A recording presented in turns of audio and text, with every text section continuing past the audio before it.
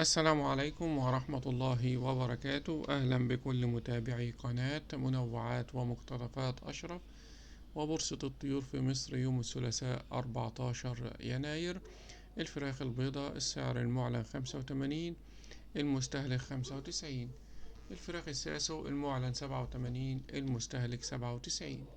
الفراخ الأمهات السعر المعلن 70، المستهلك 80. والبلد الحر المعلن 100 جنيه والمستهلك 110. الوراك السعر المعلن 90، المستهلك 100 جنيه. والبانيه السعر المعلن 180، المستهلك 190. والكتكوت الأبيض النهاردة السعر المعلن 35 والمستهلك 45. والكتكوت الساسو السعر المعلن 21، المستهلك 23. والكتكوت البلدي المعلن 6 والمستهلك 8.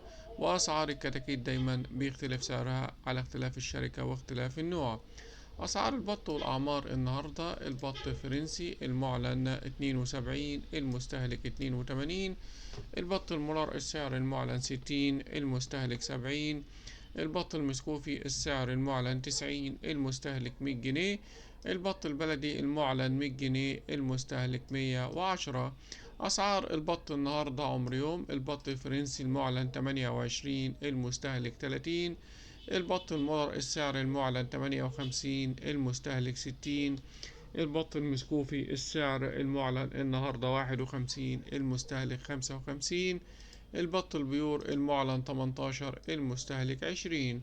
أسعار الطيور المتنوعة النهاردة: الرومي الأبيض السعر المعلن 90، المستهلك 110.